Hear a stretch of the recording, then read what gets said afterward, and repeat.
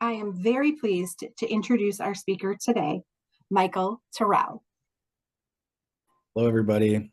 My name is Michael Terrel. I'm the Director of Learning Partnerships and Program Success with NextWaveSTEM. I spent the last 3 years connecting with out of school time educators all across the country to help support their STEM instruction, to provide them lots of additional resources so that they know, that they're not alone when they're trying to implement a STEM program, that they have a resource they can go to. And I'm very excited to see how I can help support your STEM education this school year. One of my biggest passions about implementing STEM programs is helping students broaden their perspective and their horizons as far as what career paths they can pursue with the hobbies and with the skills that they develop in that out of school time space. Because a lot of times schools aren't in a position to provide STEM learning experiences. They're not able to provide that STEM special as a class offering. And so a lot of, very often, the only time that students get that exposure is in their out of school time, it's after school, it's during their summer camps. And so NextWave STEM has made it a large prerogative to make sure that all of our programs and all of our resources are really, really easy to implement so that anybody stepping into that position can help, provide that experience for a student that wouldn't get it otherwise. So what we're going to chat about today is a little bit of the importance of providing, a STEM learning experience for students at all ages, not just starting in middle school, high school, but making sure that there's that exposure early on in the K2s and the 3-5s. We're going to talk about what are some of the different program offerings that we provide, as well as some additional free samples and grant resources that are out there to help make your program more sustainable. Because we understand, grant writing isn't easy, and very often, we aren't all grant writers, and it takes a team. So especially for those, more rural communities that may need something to get their program off the ground, I've got plenty of ideas for you. So if that is all, I'd like to talk a little bit about innovative education experiences and emerging technologies. So NextWave STEM, while we very much can appreciate, Lego robotics and other curriculums that are out there, very often they're going to focus on, one or two sets of technologies. They'll provide you 2 or 3 lessons, and that's great. It's fantastic. It's encouraging for students and inspiring for them to see how fun, tinkering and play could be. But it's not that useful if you're trying to attract students towards real career paths where they can develop a sharp skill, regardless of whether they're going to go to university or not. And so our programming covers everything from robotics, drones, game design, innovative technologies, and many others, covering everything from literacy and exposure all the way up through ethics and sharpening of that 21st century skill. All of our lesson plans having been collaboratively designed through all of our different partners, both in Chicago Public Schools, New York City Schools, Miami-Dade, as well as the Milwaukee Public School System, have all provided great input to allow our programs, which, back in 2017, 2018, were initially just in-person programs where we'd go in and we would do the instruction ourselves.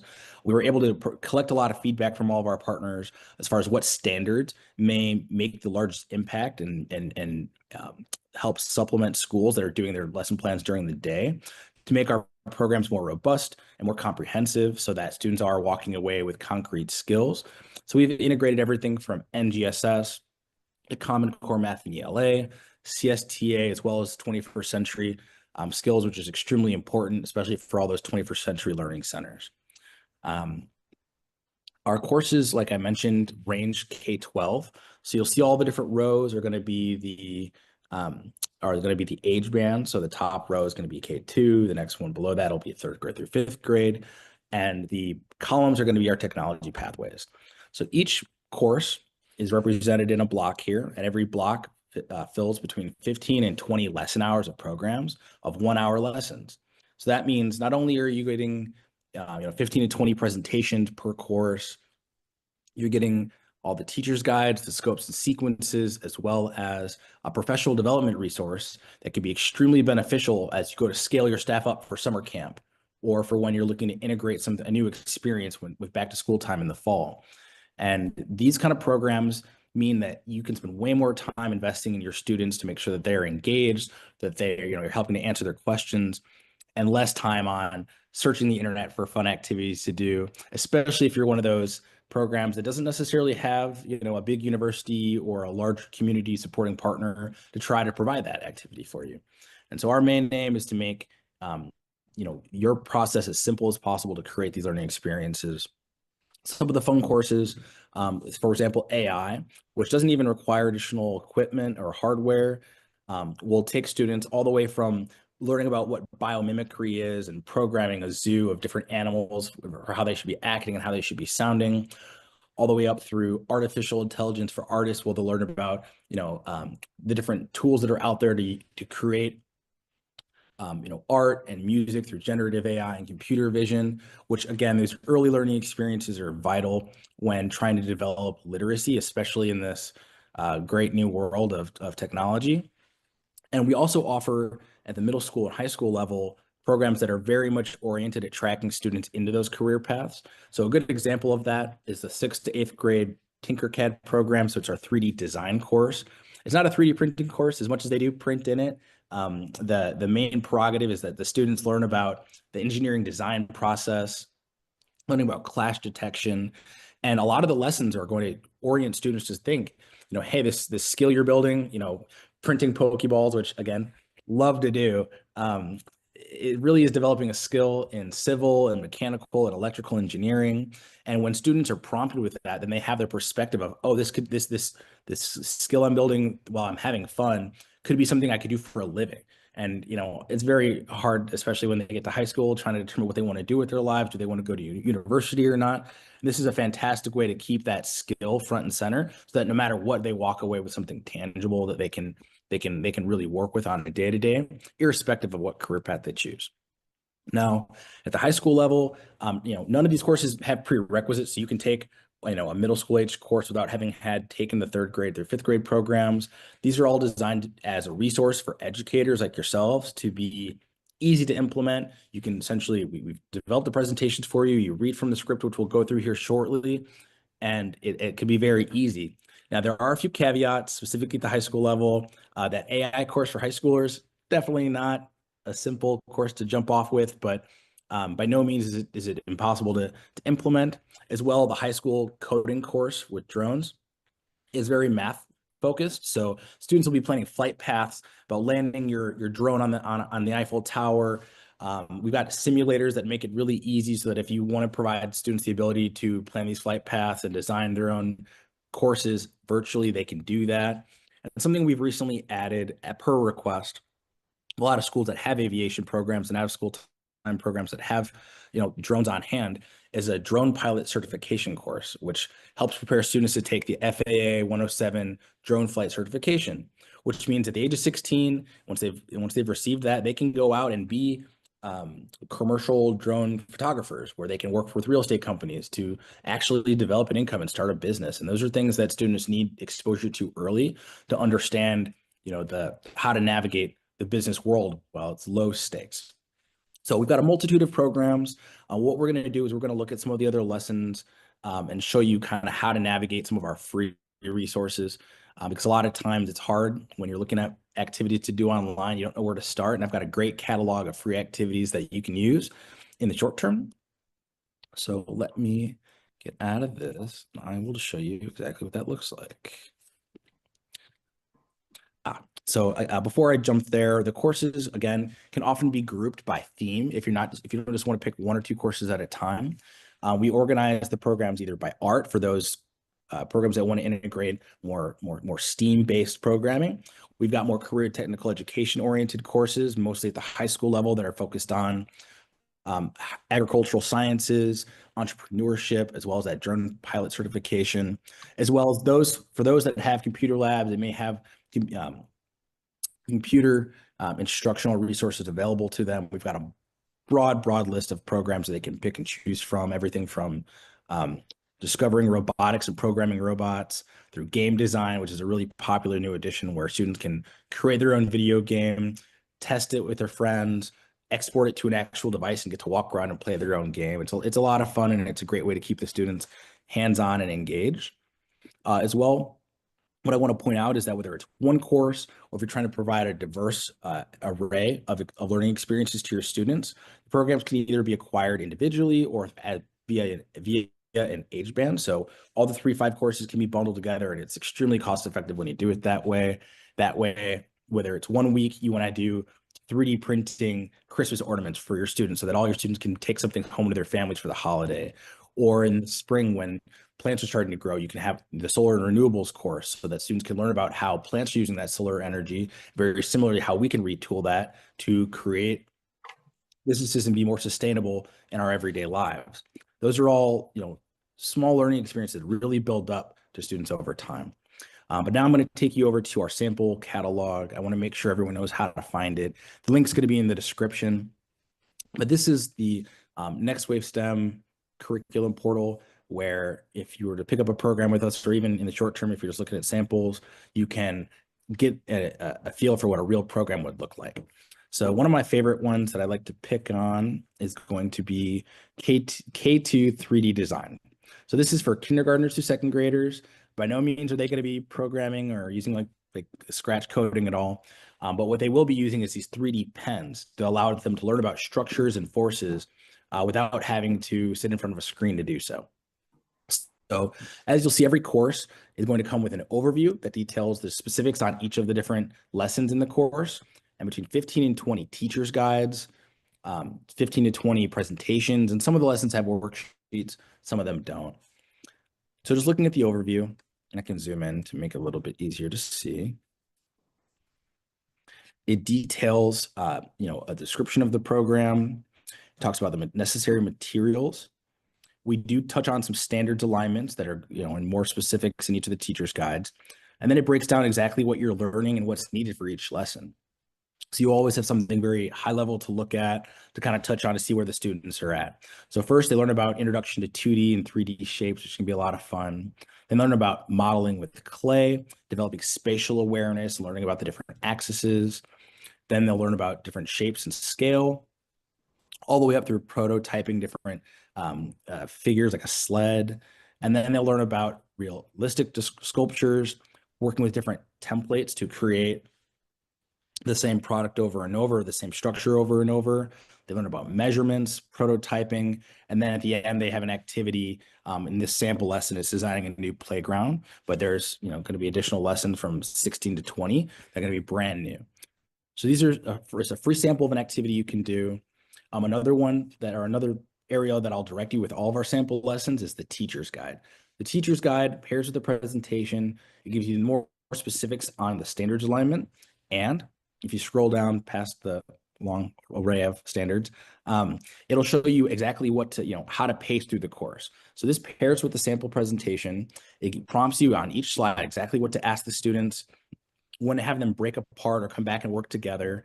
And that can be really, really useful, where you can, have a more enriched learning experience without having to go and fumble through lessons you find online. This is something it's out of the box, it's ready to go, it's turnkey. And as I said, we started our organization, NextWaveSTEM in Chicago Public Schools, under the pretense that, not everybody is a STEM educator first. Not everybody has familiarity trying to implement STEM education. And it can be really hard to create lessons if you don't have that exposure. And so these are built for the everyday man, for anybody that can pick it up and go, so that you don't have to waste too much time trying to create new lessons. And so you'll see, it's very, very organized and scripted, and all these materials can be made available in Spanish if you have Spanish for speakers. So whether it's the presentation, the teacher's guide, or the worksheets, they can all be printed in Spanish so that your students can follow along just as well. Another one that I want to show you that I'm going to encourage you to check out, since it doesn't require any additional equipment or materials, is going to be our 3-5 game design. This course is a bunch of fun, and it's been getting great feedback so far over these last few months since we've had it rolled out for the fall. As I mentioned, you'll see there's the English resources and all the Spanish resources that live right by. But something else that's cool about this is every course has a professional development resource. It's the video that's self-paced between 2 and 2.5 hours, so it's not too long, but it's a primer that'll allow you to, after reviewing that, step into a program and be ready to go and hit the ground running. Something else that pairs really well with all of this is that say, your 3D printer breaks or there's a shift in your schedule, so now you've got a shorter time frame to work with your students. We offer a weekly office hour every week that you can tune into to help just answer questions or ask questions with our curriculum staff. So whether it's classroom management suggestions or shifting the lessons around or shortening them so that you can fit them within a time frame, we're always here as a supporting resource to you, because very often, you may acquire equipment through a grant, but no one ever teaches you how to use it. No one ever gives you the activities to do with the students, and when the extruder jams, it all just falls apart, and we hate to see that. So we very much focused on ease of use, ease of implementation, sustainability, because that's what really means the most for the kids, to have something year over year to learn and build on. But back to the 3-5 game design lessons, as I was mentioning, they're developing video games using Scratch, which is block coding. So there's no scripting. They're dragging blocks around to try to build a video game from that. So looking at the overview briefly, it touches on the pacing for the course, materials, standards, alignments, and it jumps right into what those activities entail. So it starts off with Taco Quest. I know, very exciting, very exciting, which is just in a brief intro to assembling a taco using block code, saying after this, you add that, after that, you do this, maybe after this, you loop back to the first one. And so they'll go on to develop sprites and build backgrounds. They'll learn a little bit about some coding basics, learn about different variables, how to integrate sound and music, conditional. So in certain situations, what happens in the background. They'll learn about loops, as well as creating duplicates so that they can scale their games a little quicker. They'll build different levels and challenges, storyboard the whole game out, and then actually deploy it so that they can all play it together. It's a great, fun way to keep students engaged, especially when you're trying to fill those afternoon hours with something really meaningful. This is something that students, are spending a lot of time doing anyways, playing games. So why not be a creator instead of just a consumer? And so that's where a lot of our courses are oriented. I do encourage you to check this one out. It comes out at, there isn't any additional equipment required to implement it. So it's a great place to get started, to get a feel for how the courses play out. And then again, they will pair with a presentation. So having multiple tabs open to see, exactly how to pace through the slides could be of use. And then again, if you have students that are Spanish only speakers, even the presentations can be made available in Spanish for them. So, no reason to leave anybody out. We're all about equitable learning experiences. And so these free resources aren't the only ones that I want to share with you. We also have grants to help make your programs more sustainable as well. You go to NextWaveSTEM.com. Forgive me, there's a lot of stuff open here. Let me pull that out of the way. And so if you scroll down to the bottom, you'll work past our course chart, work past all of our great partners. There's going to be funding resources, the sample lesson that I was just showing you, as well as our pilot equity grant, which is a significantly discounted program with us so that you can access one piece of equipment, the professional development materials, and all the learning resources that come with any one of our programs. But we're going to click on funding resources for now. So these funding, what this is a list of different grants that you can apply for, and many of them are state specific. So some of these, there's even an out of school time career pathway program grant that you can reach out for. There is title, obviously the title programs aren't always necessarily applicable for us, but if you get down to the bottom, we filtered all the different, many different states by what grants are available to them. So we're going to click on Wisconsin. So aside from just identifying some, Department of Public Instruction grants, there's also some philanthropic foundations you can pursue, you could reach out to, as they offer grants as well. There's some agricultural-based programs, and so we'll always be updating this quarter after quarter. So please make sure to save the link, check back to it, because we want to make sure that your programs can get funded, that you can be sustainable, and that if you want to integrate lesson plans like ours or other programs, that it's easy for you to do so. So I'll make sure to include this link in the description as well. But that was a large part of what I had to share. Whether it's trying to integrate something new or expanding what you're already doing, we're very much here at your disposal to help support your STEM instruction, because we're trying to create the latest and greatest scientists, the STEMinists of the future. Those are all our passion. So please don't hesitate to reach out. I'll have my email as well as ways to schedule time with me in the description. So yeah, please just don't hesitate to give me a holler. Thanks, Michael. This was really, really great. I do want to just kind of throw some questions your way. Okay. So, with what you offer, you have the free programs, but you also have some programs where people can acquire your services and get some of these tools for these lessons. Can you talk just a little bit? I know you touched on that, but can you talk just a little bit more about that? Of course. So, we're designed to be very flexible. These are lesson plans and professional development resources that are for your instructors, for your educators. We can, in some large metros, like around Milwaukee, come in and do some in-person instruction. But the main aim is that whether it's one singular course, like the K2 Take Flight, where students learn about what is lift, what is aviation, what is flying a drone, organizations that especially have multiple sites like Boys and Girls Clubs or YMCAs can acquire the bundled programs or the whole catalog of courses where it's one license per site, but you can have access to the professional development components for every one of these technologies, the lesson plans, the presentations, all at your disposal, so that you don't have to just pick one or two at a time or overinvest in the equipment. You can have the lesson plans and the training resources all year long. So that as you scale your staff up and down, you can have those materials at your disposal. And then you can either acquire the equipment independently or source it through us. And we'd be more than happy to send it to you. But we see all too often, especially in school districts, not necessarily in the out of school time space, but people will make huge investments in that first 2 or 3 years of their CCLC grants. And then as it tapers, you realize that there isn't necessarily a amount of lessons to do it with. Maybe people come and go, so now you have to retrain them on the technologies. And sometimes there's just not anybody there at all. And so, we, especially when you have multiple sites involved, we very much aim to make it as cost effective as possible.